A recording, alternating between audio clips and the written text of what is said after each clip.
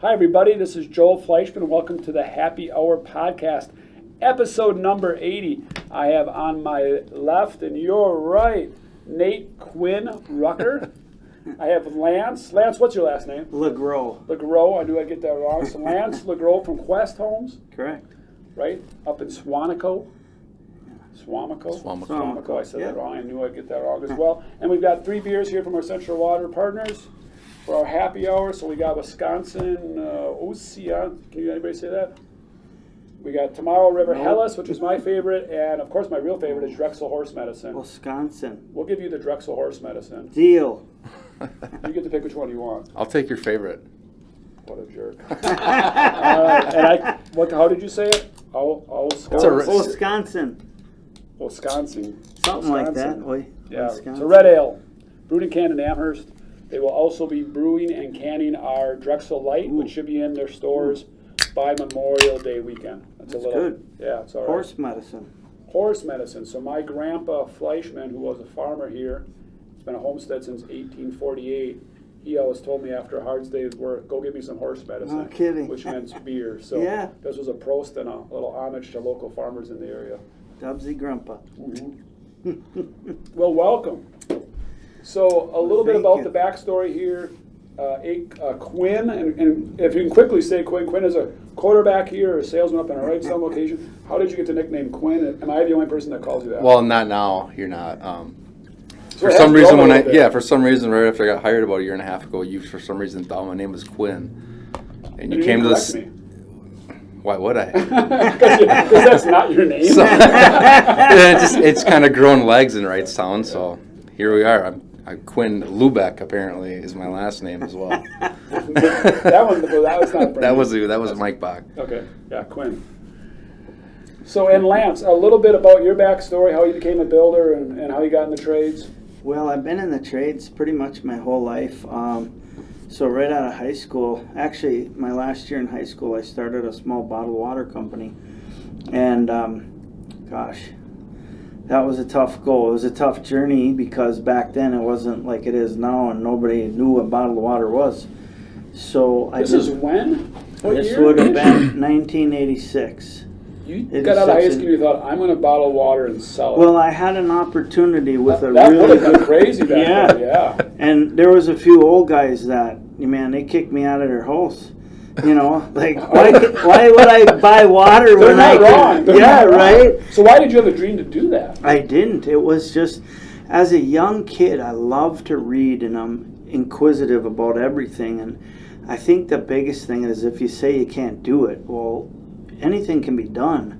It's just figuring out a path. And so I loved reading books, and I mean, even as young, before Trump was anything, I read all his books, and he was a businessman, and so I had that opportunity and built it up 600%. It was still a small company. Was that like from 1 to 6? Yeah, right. No, I had Mom, some dad. Yeah, right. Godparents. I had some doctors that saw the value in it. And you were bottling it out of, where were you bottling it? Like, actually, Big Bend, Wisconsin was where the well was. And so a long ways away from you, actually. Yeah. Okay. And the nicest part was my mom kind of raised me holistically, where not necessarily the surgery and the pills. Mm-hmm. And so with this, the guy that owned it, he did what was called high frequency ozonating. So they would basically spray a sand on the inside of these jugs. So there was no chlorine, and that was my niche because everybody else put chlorine in. And so it was off and running, and from there I got into construction. So that's... You've been doing it ever since? Yeah. So well, what do you specialize in now? What do you like to do? If I'm we're having a drink at the bar, which I guess we kind of are, what kind of projects do you like? What's in your wheelhouse? Well, I had to back up a little bit. So I've been really blessed to do a lot of stuff through my career, from owning a siding company to we had Little Creek Lodge up in Green Bay, just north of Green Bay. It was a sporting clays facility, so I had that, and out of there sold real estate. So a true entrepreneur. Well, trying a lot of stuff, and I think that's the definition of entrepreneurship. Yeah, Sporting goods store. You told me today. I didn't know Which that one? you had a sporting goods store. Yeah, a company called Joe Bargain Hunter, and it was kind of my partner. He was I the feel like we were like brains. a decade ahead of everything, right? Yeah, Like Joe that's- Bargain Hunter, Yeah. before there was a Cabela's, before there was online shopping, before there was Trader Joe's. Right. Like you were that guy. Land was a big one. I just have an affliction for land. I So how love. how many acres do you own? Right now, I don't own any. But you I sold everything, but you weave in and out of. we started a piece 25 years ago, and we were fortunate enough to get 5,120 acres in a chunk, and then the idea was to put everybody in there with a like mind to do quality deer management. Yeah. And so that was fun, and that was right around 2001, and actually right after the Twin Towers went down is when we were closing on that land, and that was tough. Yeah, for You know, sure. because everybody kind of didn't know what it was Like, going to like, look we're like. not Are really we doing gonna- this. Are we? Yeah. Yeah. And Like so- doing something in 08 would have been Yep. the same thing. Yep. So that was, but that's really, I just love land. I love the outdoors. So, We have a company that aligns with Drexel, which is Drexel Wildlife Organization. yeah, So that's actually managed forest land. So we have currently 2,300 acres nice. throughout the state where we're managed. Like, how did you say it? He said you took care of the piece. How did you say it? You developed the piece? What was the word you used? It was a great word. Like you developed the pieces of acres, you know? Like-minded people. Yeah, no, you said something about like you took the land and you developed it, but it wasn't developed. But that's kind of what you do with land, right? It's Yeah. like you evolve it, and that wasn't the word Yeah. you used either, but Well- it becomes part of you to some degree, and you like to just see it, quote unquote, grow, but Right. you really do. But taken care of, Taken and care that of, was yeah. one of the We call it stipu- conserve, protect, Yep. and enjoy. You know, it's all part of it. And that was one thing that was near and dear to us at the time. And we wanted to keep it so that it was sustainable, but that we put some stipulations on it so that it didn't become 1 acre, 5 acres. Not that that's bad, just in that neck of the woods, we wanted to keep it, you know, kind of like out west, they have some As of that. one unit. Yeah. Yeah, and once you start dividing as one, Yep. it's just fun to have a large tract. It's fun to overlook a property and saying this is the kingdom, right? Yeah.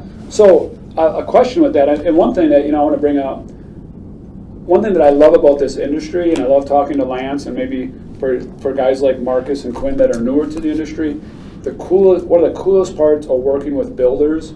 My dad has said this since '85. He said, sometimes builders are builders because they just can't work for anybody else. Yeah. I Right, just said that's that a lot. I just once. said And that you seem today. like one of those guys, and that makes those kind of people really cool because they think different, they act different. They really are the heart and soul of our country. I feel like because they do so many cool things, Yeah. and so you're one of those guys. So I appreciate you, man. That's Thanks, awesome to Ben. hear, and I love meeting guys like Lance for that fact. And it's really fun and quirky industry that way because you just meet guys that are like, no, that's not the way you do it. And you're like, why? Well, I used to do that, right? I used to have a sporting goods store, so I know that's not how that works for a fact. Or a bottling canning, a canning company or a bottled water company. So my question for you is, I have a feeling you have a few questions for me, which is totally fine. But you also get out of companies, right? Yeah. So like you said, you're really big into land, but currently you don't hold any. So my question for you is, do you lose the love? Like, do you lose is it the chase of something new and then you kind of lose the love of managing it? Or do you see its life cycle through, or it's the next thing, or what do you think? Why do you think it's hard to change, and part of it, as hard as it is to start a company, it's harder to close a company. I truly believe that. I So believe how have it you too. weaved in and out, or So- why do you weave in and out like that? But you've always been a builder, but in between the weavings. So what I would say is it's a little bit of everything. And for me, I kind of go, so there's a spiritual component. And for me, there's stepping stones. And it depends how you're going to get there. And, some doors close. And for me, I follow a lot of peace. So if there's peace on something, I'm staying with it. Meaning, not if it gets hard. Right. Because, you got to stick with the hard stuff, because that's how you grow and learn, and you learn leadership and you learn from your mistakes. But it's just, that's a tough question, because it's I never gave any of it up. The reason I don't own any land right now is because we were going to move out to Montana. So I sold my land. So you feel, maybe to help you out, or where I'm gauging this is, you, again, we'll stay on the spiritual, holistic stuff, which is, I'm already down that path. Quinn's like, you're going to love this guy. Yes. Right? So I feel, I've read that, and I feel that way too, right? Like, life can be like a river, right? A river, if you think about it, which is crazy, because you got to think about it that way. A river is never the same. Yeah. It's instantly, as it moves past you, it is forever, ever changing. And you seem like you're a river guy, where you're okay with things flowing in and out, right? Like, but that doesn't mean a river. Change is good for But remember, a river doesn't just go wherever it wants. It does have a path, right? So you know what I mean? A river has a path, but yet it's everly changing. And you seem like you I would say it's this floating way. through life than most people. I would not say floating it as this floating, like not with a foundation. Sorry. Yeah, no, I say it this way. So for me, imagine you're standing in that river, and when I was younger, I would have something floating by, and I would step out, and I couldn't quite reach it. But most of that was because I didn't spend my time studying or reading or learning. Whereas today, I've recently slacked on the reading end of it, but now it's standing in the river and looking downstream where you take a step and it's easily attainable. It goes along with the wisdom. Comes from wisdom. Yeah, wisdom and knowledge. And so go where it's easy, not necessarily where it's out of unattainable. Yep. And I'd be at peace with that. Absolutely. Yeah. So spiritually is a big thing, and I'm really blessed to have an amazing two partners. Not only my wife, she hears the Lord extremely well, but Rick and Benita Pedersen.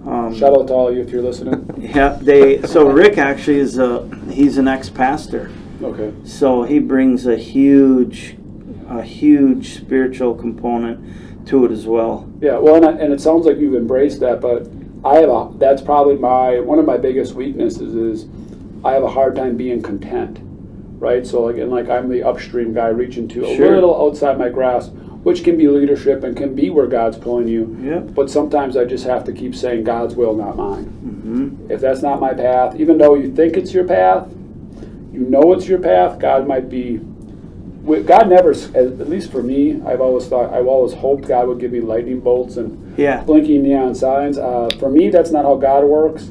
It's the whispers, why you need to get hunting, why you need to get fishing, why you need to be outdoors, or do your thing. Again, it doesn't have to be outdoors, but from a lot of people it is. God whispers to you. Absolutely. But if you're so darn busy on your phone and so darn busy on social media, and even use sports with me, and Marcus and I have ranted about plenty on here about the culture of the psycho religion of youth sports. If you're so caught up in that, God's trying to whisper to you, you're not letting him in, he's still there. Well, and I think in life, it's the philosophy part of it is life is busy. I don't care who you are. I don't begrudge anybody's sports, okay? But for me, I don't get paid to watch the Packers. To me, it's entertainment. I think as a nation, we're entertained to death. We are entertained to death. We're chasing something. We're probably chasing God. It's busy. It's busyness. No, and it's movies. The best thing the devil can do is keep us busy. Absolutely. Absolutely. And it's crazy. If you read about, I love to read about the Stoics. And they talked about how busy their life was. These people lived 3,000 years ago. And they talked about how they needed to slow down and relax and take it in. And that was their biggest challenge, was how busy life had become. 3,000 years Finding ago. food. Marcus Aurelius. Yeah. Right? Like the Roman guys are like, my life's so busy right now, I got to chill out. Wow. Where are we at? Right. I can't be in my turkey stand tomorrow for 10 minutes without checking my phone. Are we in trouble? Don't bring it. No. I hunt with my boys and my dad. If I don't bring it, someone might die. We do need to stay in touch. Yeah. That's funny. Yeah, don't bring it. Okay. Let's not go. That's like a crazy. Just a suggestion. That's like a crazy.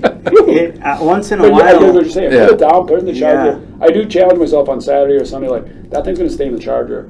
Yeah. And people think I'm a great leader or a great person or something like, I think it's an hour, and I'll be like, oh, I got to check it. I'm like, dude, I made it in an hour. That's ridiculous. All right, so Lance, what do you got for me? I know you came on, you had reached out to Quinn, said, I want to meet this guy.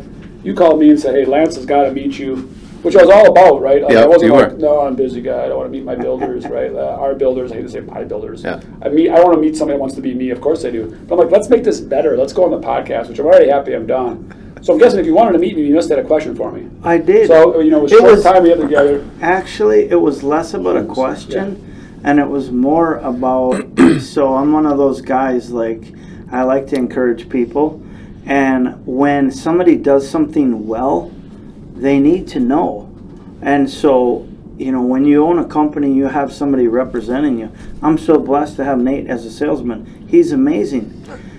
But it goes so much farther there in the sense of when I go into Drexel, it's everybody. It's, Hunter, he texted me this morning, hey, I'm bringing stuff to 215, I'm dropping this off. Both of the Zachs, Brian, John, Alex, Jordan, Maria, Mike, he does all the drawings for If you're hostess. listening to this on Spotify or anywhere else, just so you know, Lance has this all written down in his I do. notepad, and shout out to all of you. Because Keep going, I'm sorry. so blown away at the care. When I go in the back just to grab a simple box of something, the tiniest thing. I was in there the other day picking up a couple of pieces of fascia and drip cap. It was Friday, probably 3:30 in the afternoon, and the guy, he's unloading a truck. Yeah, Lance, I'll be right with you. Have a great weekend. Like every time. Like when guys show up on the site and they're delivering something. There's some pretty heavy loads that come in there, and it's got one guy. Never complain, never a heavy sigh, I got to do this, now I have to bring it down the basement. I was so impressed, and I know that comes from leadership and a good group of people. It becomes more of like a family. So when I was talking to Nate, I was like, I need to meet Joel. You need to be commended on whatever leadership goes on. It starts at the top and it ends at the top, and it carries through because your glass ceiling you're only as good as the people that you hire. That's it. I haven't made any deliveries to you yet. Nope. Yeah, right. But I really believe I gotta pause you. You're a spiritual guy. Things happen for a reason. You couldn't have came on this podcast at a better time. Marcus knows where I'm going with this, I think. I have been up people's ass for Really? about 3 weeks. I believe all 700 people have felt my heat because I think we've gotten fat and lazy, and I think we're not doing a good enough job on what I call hospitality. And you're so refreshing for probably our team, who probably feels beat down by me, that we need to take it another notch, which is, again, my job, right? Like, we may be here, and this level on the ladder, I feel we can go 2 more steps higher. So I'm guessing if the team's listening to this, which they will, this is very refreshing to them. Well, it's refreshing to me because I have been up your ass, correct, Quinn? Yeah. Like, big time? Yeah. Like, lots of caps locks. Like, so when I get fired up, He shouts. I use caps locks. Sure. Like, I don't have time. I sweated through I was in 2 meetings this morning, one at 7:30 and one at 9:30. I sweated through my shirt. Not yelling, not screaming. I was just so passionate about hospitality and how we're going to take care of a builder going forward. I literally sweated through the shirt. Really? Yes, this is great. Well, they represent your company amazing. They really do. Well, I'll say it this way. This is the Wrightstown bunch. If you're listening, you're like, what the hell's going on here? This is the guys up in Wrightstown. Yeah. So, in construction, I've been in it for my whole life. I'm 54 years old. I've been in it since I was 16. I'm 49. I've been in it since I was 5. Okay? So I get it. I've never seen a company care that far down the totem pole. I say that. Like, okay, do you think I want to load a truck and have a little vim and vigor and a smile on my face? But they do it, and they do it well. Well, and then you're hitting on that, right? Because what we say is, these aren't sexy gigs, right? Not Well, I at would all. say it this way, right, Quinn? What did you want to do when you were? What were you want to do when you were 10 years old? I want to be in the NFL or the NBA. Yeah, Right. same, brother. Right? So, and Marcus? Same thing. Same thing for me. But other people we've had on, engineers, this and that, teachers, singers, nobody was like, I shouldn't say that. We have 700 people. There's probably 50 to 70 that are doing exactly what they do. They knew they were going to be in the trades, and they love what they do. And I'm like, the rest of us, that's why we have that mission to supply happiness, because I get up around 4 a.m. geek to come to work, but I'm not like you. I have a hard time hanging my shelves in my garage. I'm just going to hire somebody. I'm like, That's know, kind that of seems who I really am. intimidating.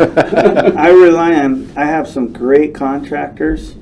I'm truly a blessed man. I really am. So a little shout out to you, Quest Homes.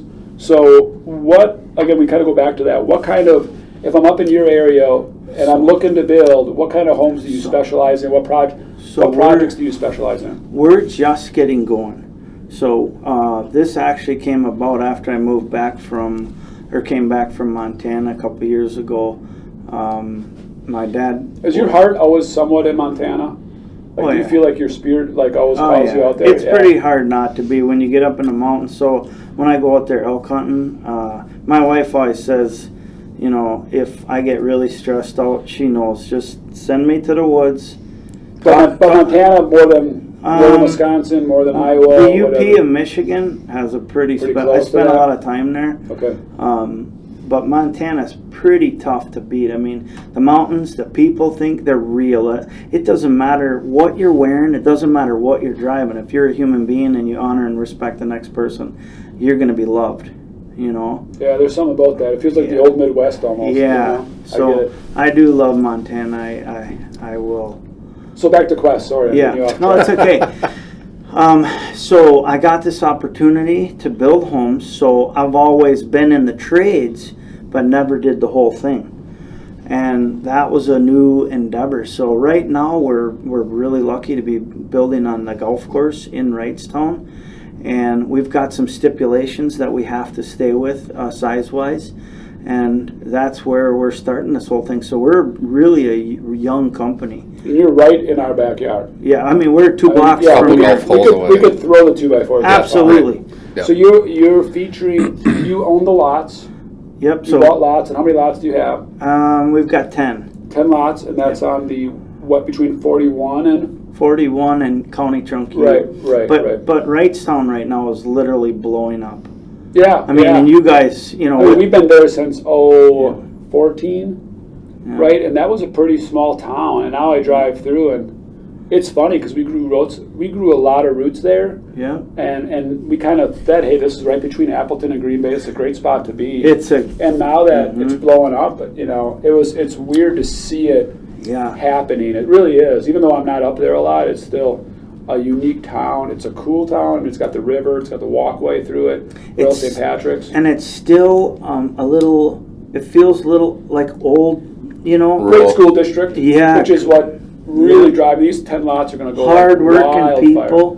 Right. Yeah. So they're for sale right now. Yep. And there's a total of, I think it's 82. So there's quite a bit.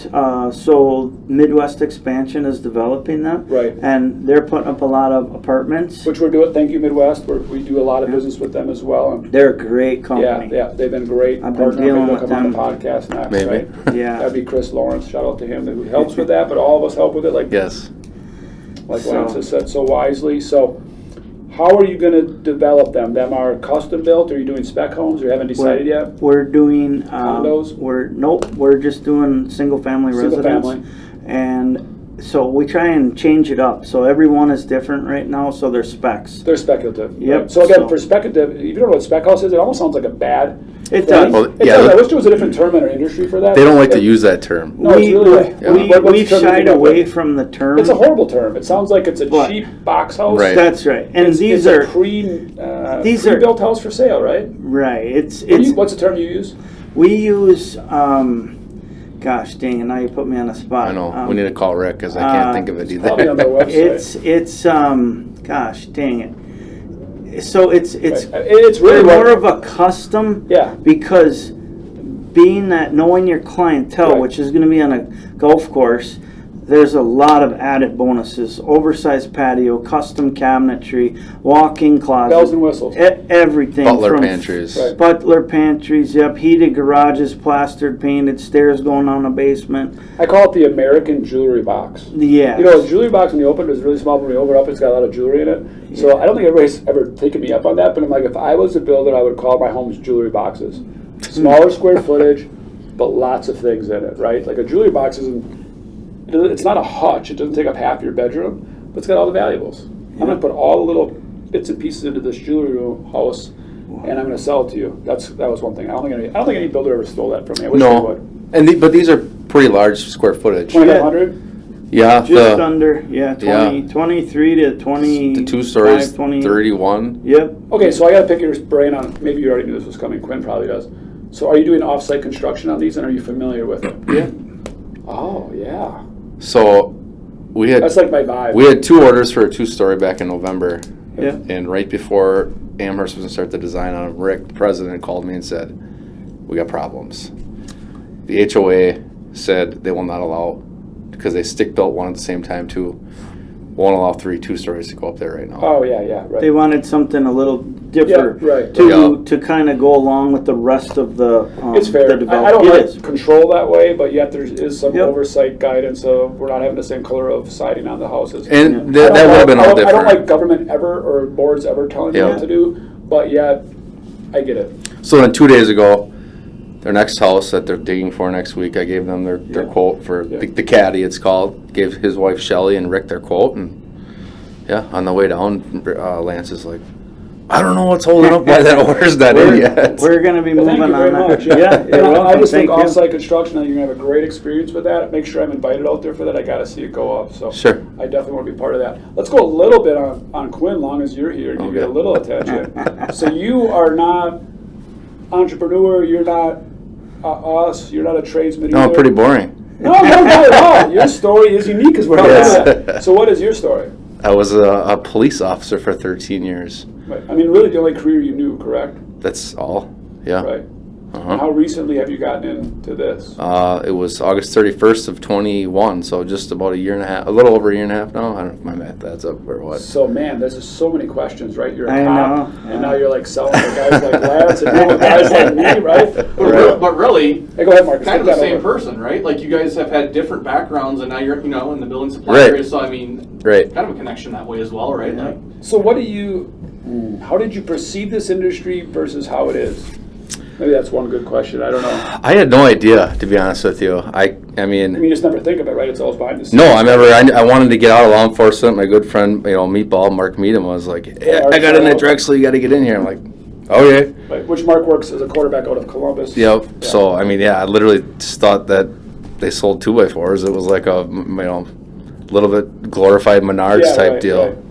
So like, well, what the hell? Try it out, and then no, it's. We were talking with Lance at lunch, like we're just saying like I don't feel like a salesman at all. Like I just feel like an advisor for people like Lance and just build and grow relationships But I think with if you do it awesome right, people. That's exactly. I mean, it's really project management, and it really is advisement. Right. Do we get a fee for that? Yeah, it's built into our product line. Right. But I've always said, like, if we're not a good fit, then I just need to find a couple builders because you're only expected to have 4 or 5 builders, right? Mm-hmm. So if you're not a good fit, that's okay. We're not gonna sell to everybody in Green Bay Right. area.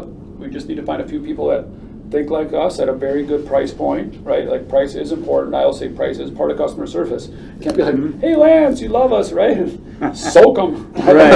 I've never Right. understood that where you like, right? Like you have your favorite customers pay the most. Until you get your hand in the cookie jar and then you reset. Oh, Lance, they'll check my price and I'm really high. Yeah. Then they reset it low and then we cook it back up. Like this is my price today, tomorrow, and until we retire. Now if there's a manufacturer increase, something happens, if it lowers, I'm always weaving that through you. And our business model is what we need to make a profit. That's a really good way to keep a customer though. It is, but the industry doesn't Right. work that way. Agreed, It's I like agree. my 5 best customers, I bleed them out. My 5 shittiest customers, who I don't really get along with and chop the shit out of me, pay way less than my favorite customers. Right. That really is how the industry Absolutely. has always worked. And again, I hate that. When I found that out, I'm like, God, think about that. Who's your favorite customer? Oh, me and Lance get along great. How do you do? Oh, I get so much money from him. Who do you hate? Marcus's construction. Well, how do you charge him? Oh, I don't make anything off of him. He drives me nuts. Why don't our philosophy is our price is our price, right? But if you even have that mindset, why don't you soak the guy you hate? Well, then he won't buy from me. Well, then good, I guess, and give your buddy a deal. But right. We do it in our industry. We've always done it exactly the difference, which is completely stupid. Absolutely. But that kind of a little bit goes back to being a commission-based company, right? When you singleize and individualize this business and put all the pressure on you for your own personal income and your advantages, it hurts everyone around you. Had to read a lot of books and think and pray a lot on that one to get to that level, but I'm convinced of that now. It took me a long time. What's some of your favorite books? What are the books that have driven you, and what could you recommend to people? You know what? I've actually taken a little hiatus from reading right now, but I'm kind of old school. Right now I haven't. It's been there's a lot of stress out there right now, and sometimes when I get home, I've been really blessed to not have a television in our house for 10 years. Have you really? Congratulations. Yeah. It's always been I have the strangest bucket list. So I always wanted to take an old tube TV. Yeah. And take the guts out. Put a fish tank. Yes. I always wanted, or have that, have that classic fireplace TV. Yeah. Thing, and then put a fish tank there instead.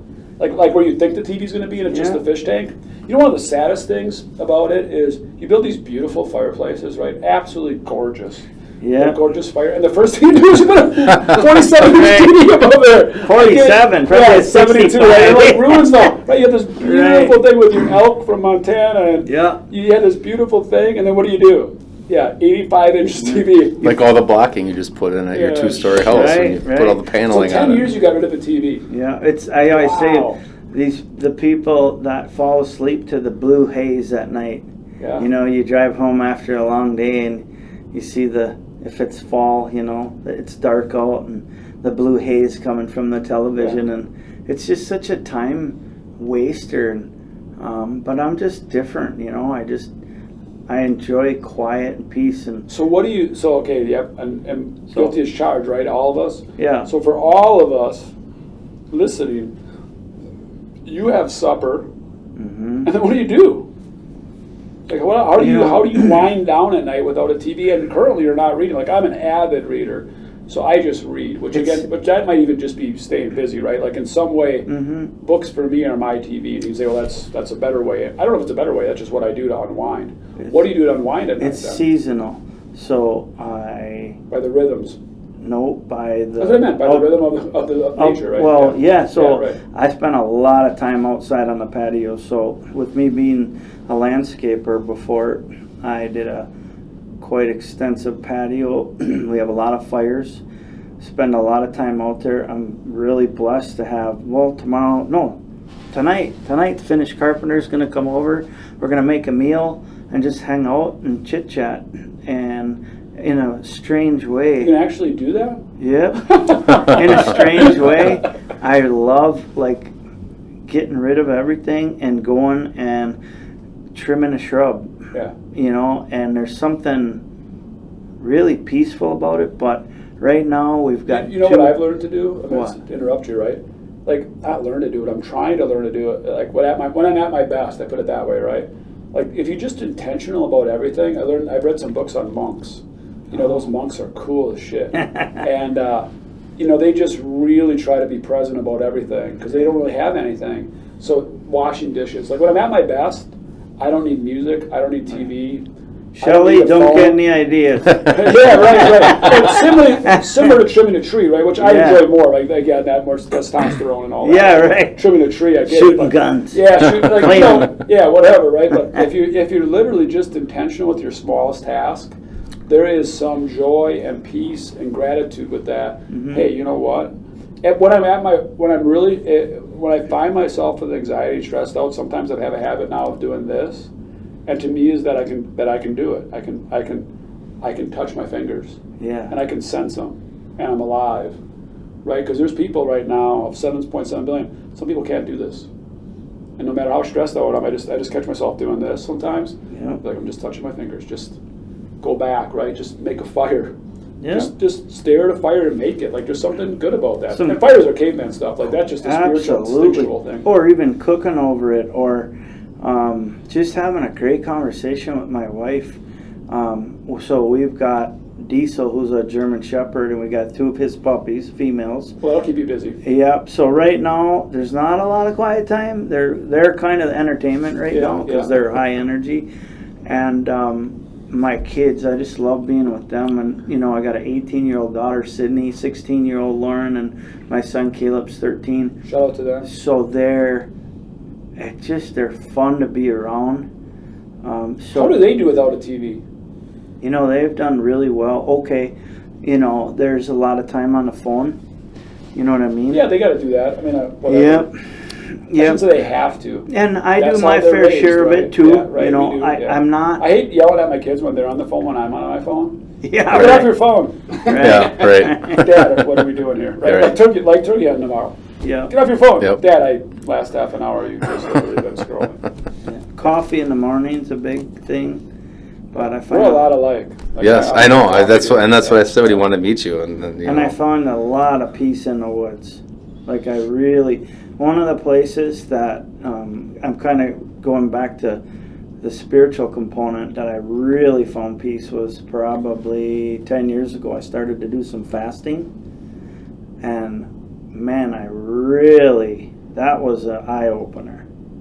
It was kind of like taking away all the normalities, just a simple thing of walking up and flipping a switch. You don't know how grateful you can be until you can't do it, or turn a faucet on and get water. So fasting for you is a way to sacrifice, to be like, Yeah. I'm blessed that I can eat whenever I I'm want. blessed. I'm totally blessed. Right. And my I've wife. heard that about fasting. I've tried Yeah. that. My problem with that is I get really crabby, and I'm like, life's too short. I'm not going through this crab ass, which is just a weakness of mine. Like I could do it, but that's You know my what brain though? I wants. think it's just a train of.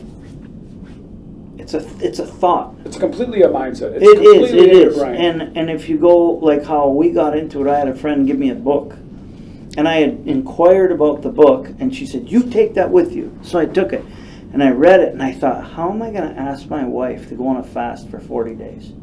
There's no way in heck. So I just prayed about it, and I left for work.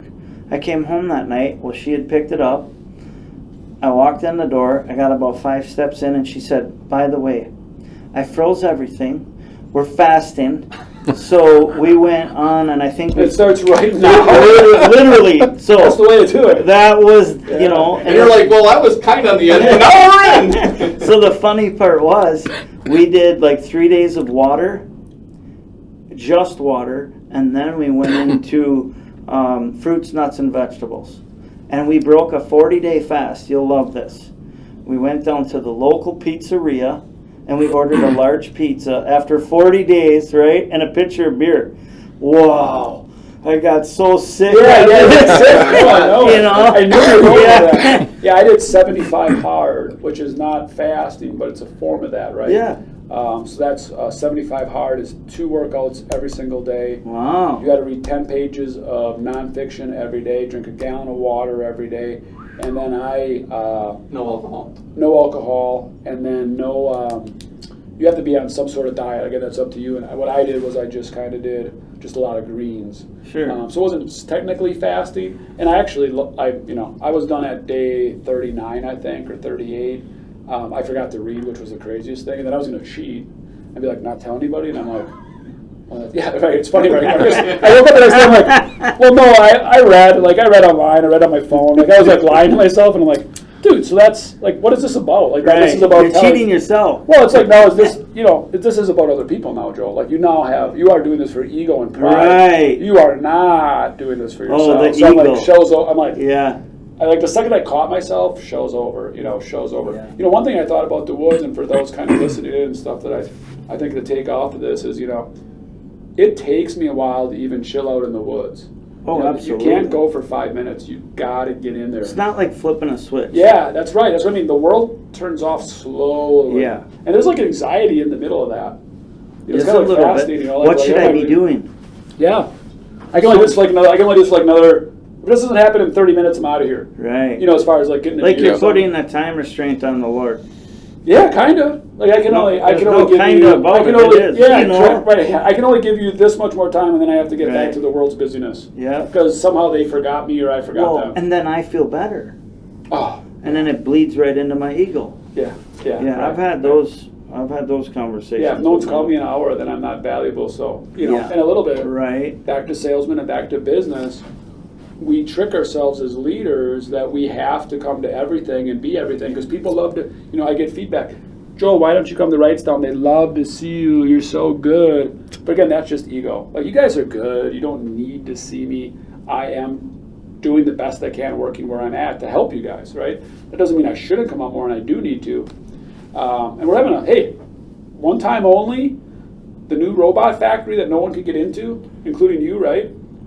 You seen it? Yeah. Have you seen it? I'm not. You got a tour? Wait. Not a tour. I've been in there talking with the designers. Yeah, right, but you got a Wait, tour, I right? gotta show No. you these pictures. So Willy Wonka, you can't get in the factory. He's got pictures of it. No. It's over. Shut the factory down. Blow it up. We're building a new one. He knows the guy that did HVAC or They had to something. do the air Hey, balance. great. We're gonna kill So- him. I need your He phone goes- and a new guy. Lance goes, you wouldn't believe the pictures he showed me. I I was was like, what? totally. Yeah. He's like, that was just. Willy Wonka just lost his This was, brain on this was the best camera. podcast till 41 minutes. And then, Joel lost his brain and now we gotta kill people over this. Stop sweating. Get him a towel. Mysteriously lost HD. Lance was never seen again after the podcast. It's not quite that secret. Well, when I said it to him, Yeah. the look on his face, you're not supposed to have. I was like, I'm. No one has pictures. That's really You can me sell 'em because online. I'm kind. No, that's really me because I love to laugh and Yeah. kind of jab people and have them jab me back. Yeah, it's all good. I mean, we just need to smash your phone, but it's all good. I can, No, so I really yeah. don't have any. No, so- it's I can good see to do that stuff. Nate going back to the opposite race town. Should I call Joel? Yeah. I'm not telling him, no. Obviously, it's not. Tell him obviously- Quinn's got pictures. Who's Quinn? I That's don't know. Quinn, right? Yeah. I mean, we don't I don't have we them. don't have Loompas working there. No, so, not yet. It is not that crazy, but we are opening up the walls somewhere at the end of May for a few days, one time only for the North Wrightstown people, which we call the Trust Factory, don't really know the lumberyard people. The supply people don't really know So we're gonna open up the walls and have some food up there, and 2 or 3 days of an open house for the entire community and all the builders, and kind of do consecutive tours for a few hours, and then Oh, great. Cool. lock it back down. So Yeah. because we don't want that to get out. What's going on up there? That's exciting. The technology behind that and just zero waste. Yeah, I haven't seen it. Yeah, I mean, Oh, again, I don't know what to holistically, expect. spiritually, I mean, the sawdust gets sold to Bemis for toilet seats. Even That's in your good. off-site construction jobs, any waste at this factory will go right to sawdust to Bemis for toilet seats. Bemis likes us a lot because the sawdust is so fine for toilet seats. Oh. They don't, and we do such great. I'll give our shout out to our team. They pick up the staples, they pick up the loose nails. Since it doesn't have to be sorted, we can actually sell it to Bemis so they wouldn't pick us up. So Okay. we actually are monitored even on our waste, Wow. through Bemis. But so we have to be very clean with our sawdust even. Sure. But it truly is just all sawdust. Overband magnets or something. Yeah, a little bit of that, but most of it is honestly just us. Okay. I mean, we don't have a lot of magnets picking anything up. It's just making sure we're not wasteful. Just intentionally throwing something in the bin is primarily that, because it's pretty clean that way. So that's kind of cool. That's fun. That's Yeah. fun. You're gonna see that. You're I'm gonna excited to like it. see it, And if you think of it, like if you were building that house for Quest on Rail St. Patrick, for everybody that hasn't heard this story from me before, one thing I hate about conventional framing is God made that tree, logger timbered it out, somebody shipped that down there, then it got milled, then somehow it got to one of these guys down in our lumber yard, then we pulled it, then we took it out there, and then the first thing we do in the first 3 days that it's there is throw it in the dumpster. Like 10% to Yeah. 20% of all homes we provide conventionally go into a dumpster. Yep, That's insane. it is. So the fact Sad. that we almost, it's super sad and it's super unnecessary when we have control settings. You just have to think a little different on offsite construction. That's all it takes. Well, So that's what geeks me up a little bit. And I think in the construction trade, this is the way we've done it. This is the way we'll always do it.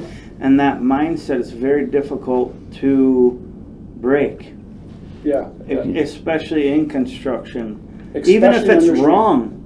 we're going to keep doing it this Even way. if it's wrong, I'll prove to you how wrong it is. Yeah. You're talking Joel's language right now. Yeah, well, it That's really what is. The most dangerous, right? The most dangerous phrase in English language is this is the way we've always done it. Yeah. I don't know if that's true with the current settings of our country or in our world, but it's a dangerous phrase. It's for true sure. in It's a dangerous politics right now. phrase. Yeah, it's a dangerous phrase. Or should we not go there? That is another podcast. People have already tuned us out, so we are at that point in the podcast. It's crazy, it goes so fast. Yes. I ask you one big question at the end. You have a big giant billboard. You get anything you want on it. What's on it and why?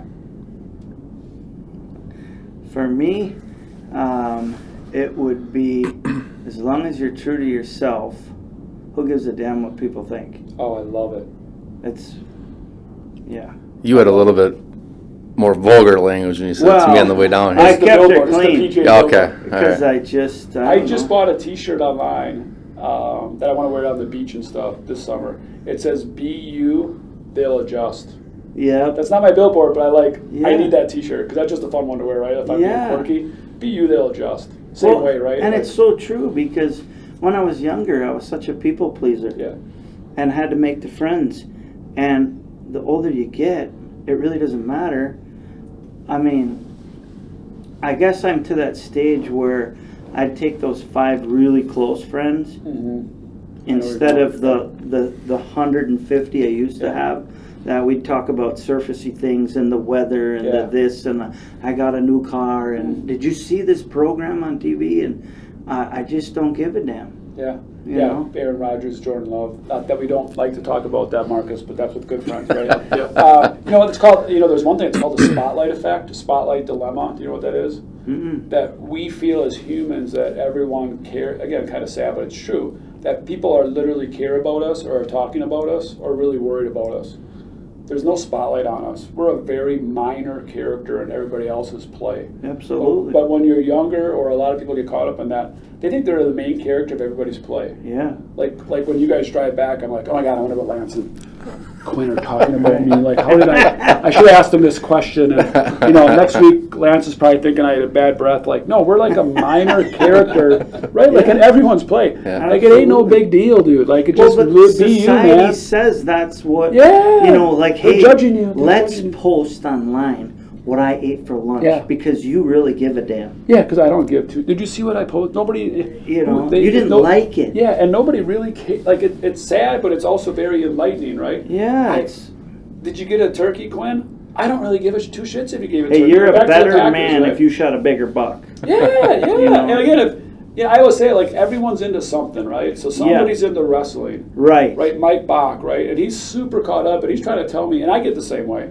He's telling me this wrestling youth story in high school, and I'm like, you know, I'm not. He's a Bondwell legend. Yeah, Bondwell legend. Hi, Mike. Right, and it's just funny, and everyone's into something like that, right? I'm like, I give, you know, if your team was 0-1,000, I'm like, did you have fun? Did you make an impact? Kids okay? Wife good? Right? I don't give 2 shits. You probably lost sleep. I'm a huge youth basketball guy in Kewaskum. I pray that God takes that away from me because no one gives 2 shits. Even the kids don't care. Even my wife doesn't care. I'm like, you know, I'm all worked up because we lost by 6. Get the next day, I'm like, I think I figured it out, right?